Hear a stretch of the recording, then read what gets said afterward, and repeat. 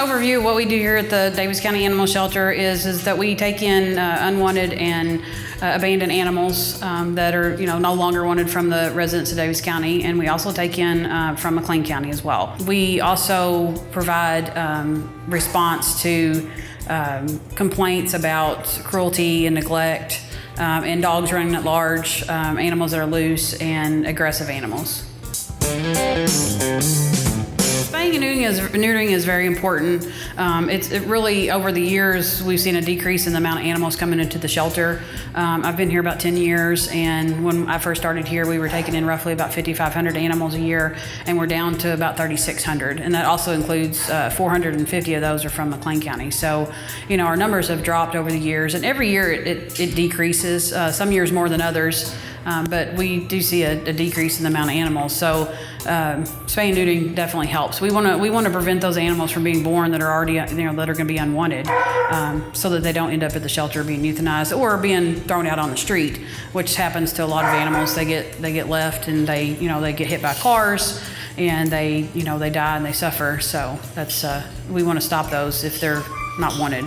We respond to hundreds of calls every year on cruelty and neglect for animals, and it's not just dogs and cats. I mean, we go out on every type of domestic animal. So we responded to horses yesterday, and it doesn't mean that we always find something when we go out on those calls, but we do go out and respond to them because we'd rather be sure than not know at all. If somebody believes that or thinks that they see something that's just not right, then we would rather respond to it and make sure those animals are okay. Some of the animals that come into the shelter go to foster homes if we have foster homes available.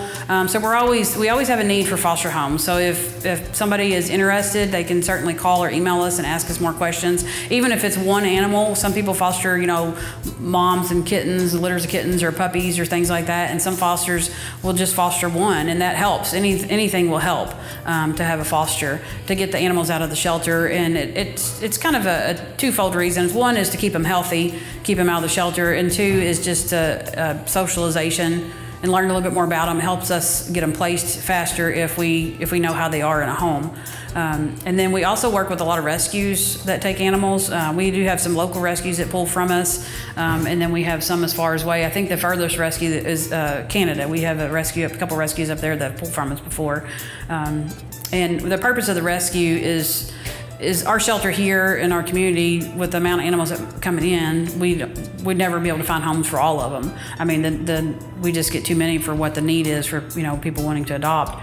We get a lot of large dogs and a lot of cats, so we try to get those, especially the larger dogs, we try to get those out to rescues if we find rescues that will take them. Our euthanasia numbers over the years has declined. We've gone from around 85%, probably closer to about 20%. And our dogs, we do really well with our dogs and our cats. Now you can't see them as the same. You're comparing apples and oranges when you talk about dogs and cats. The cats, we do euthanize about 33% of all the cats that come in, and we have a problem in our community with outdoor cats that aren't fixed. So a lot of the cats that we get in that we do euthanize are either feral, which means they're wild and they're not pets, or they're sick. So if we can encourage more people to get outdoor cats fixed, there's a couple programs here in town that offer that to anybody. It's not based on your income, for low cost. To have those cats fixed, then they won't be reproducing out there. And if they are fixed, then normally they can stay in the situation that they're in, where they're living, if they're being taken care of. It's just when they're not fixed, they create a problem. We definitely need more foster homes for kittens, especially in the summer months of the year. Dogs, our euthanasia rate is about a 3 or 4%, and that's the way it's been for the last few years. We take in about 1,800 dogs and 1,800 cats of each. And the dogs, they're a little bit easier to get into rescue because dogs come in so many more shapes and sizes and breeds than cats do. Cats are all the same size and basically all the same color. So if there's not anything that stands out, it's hard to get a rescue to take something that they already have at their local shelter. So the dogs are a little bit easier to get out. We would not be successful here at the shelter if we did not have volunteers. Volunteers they do lots of different things, and we kind of have a motto. It's like, if you think it's something that you feel like you can do and you're comfortable doing it, we can use the help in that area. We have volunteers that never even come to the shelter. They do things online. They help with social media. They help with websites that we have. So those are important too. So it's not just actually physically coming to the shelter and walking a dog or cleaning cages. And those are some of the important things that we need also is people to come to the shelter, especially to get the animals out, spend some time with them, get to know them, especially the dogs, because the dogs don't get out near enough for us to be able to learn their personalities to get them adopted. The animal shelter is solely funded by taxpayers' dollars through Daviess County Fiscal Court. We do encourage donations, and the monetary donations that come in from the public go directly towards the animals. So it's important that people understand that donations are going for the animals. So, and they can go towards a particular animal also. So if somebody sees an animal that they want to donate towards, they can say that money needs to go to that particular animal. And there's a Facebook page that some of the volunteers run for us, and usually our needs for monetary donations for the animals will get posted on those pages.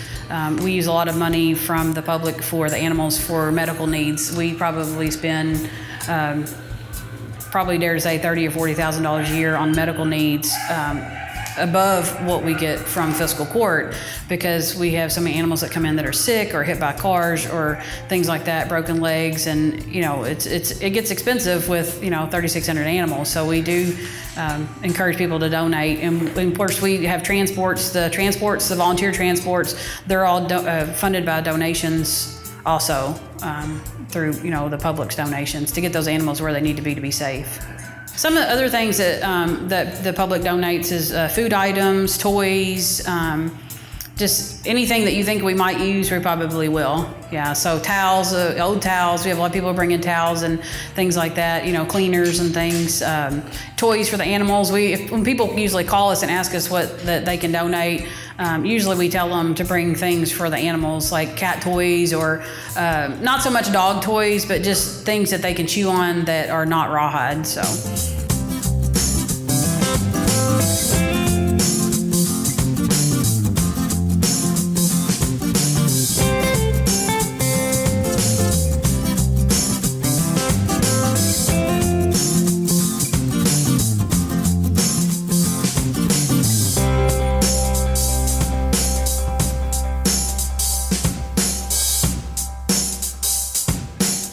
Thank you.